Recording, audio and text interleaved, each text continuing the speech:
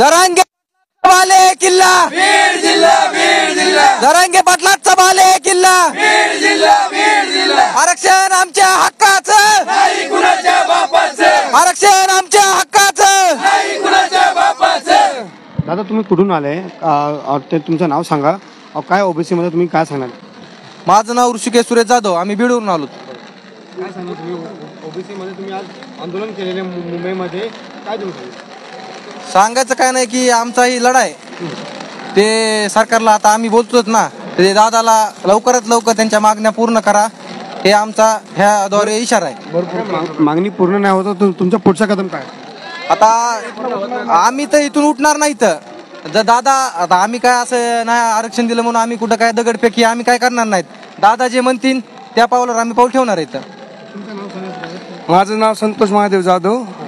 आम्ही बीडवरून आलेलो आहे। ओबीसी मध्ये आमचं हक्काचं आरक्षण आहे ना आम्हाला भेटलं पाहिजे त्यात कोणी काय आम्ही कोणाला असं दादागिरी केलेलं नाही अगर काही नाही सरकार बी आपली पण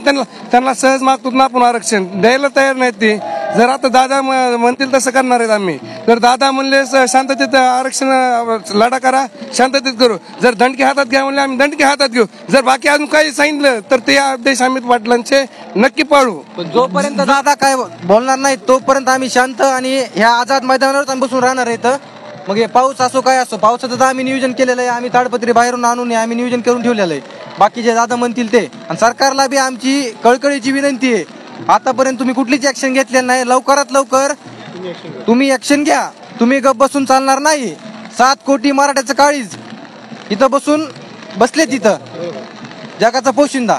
तुमचं नाव सांगा कोणी बोलणार काय तुम्ही बोला काय तुमचं नाव आहे तुम्ही पण बीडमधून आलाय काय सांगणार ओबीसी? माझं नाव अक्षय गोगरे परांड्याहून आलोय धाराशिव जिल्हा आमच्या एवढेच मागणी आहेत दादा लवकर आरक्षण देऊन टाकावं। नाही भेटलं तर दादा म्हणतील ते दादा ते सांगितले की आम्ही मुंबई सोडणार नाही सोडणारच नाही पाऊस असो काय असो आम्ही स्वतः ट्रॅक्टर घेऊन आलेलो आहे आमचा ट्रॅक्टर अडवलाय या ठिकाणी येऊन दिलेलं नाही आम्हाला आम्ही रेल्वेने तिथून पुढे आलेलो आहे आमचा ट्रॅक्टर दादानी सांगितलं ट्रॅक्टर गाड्या काही घेऊन या आम्ही आलो पण आमचा ट्रॅक्टर यांनी पुढे येऊन दिलेलं नाही आमचं धान्य तिथं आहे आम्ही रेल्वेने इथं आलोय आमची खायची सोय नाही त्या ठिकाणी सगळं हॉटेल वगैरे बंद ठेवलेले आहेत काय बंद केलं काय हॉटेल बंद आहे पाणी बंद आहे इथं आल्यानंतर आम्ही सगळं परत चालू करायला सांगितलंय तो पण अजून पण हॉटेल पूर्णपणे चालू नाहीयेत।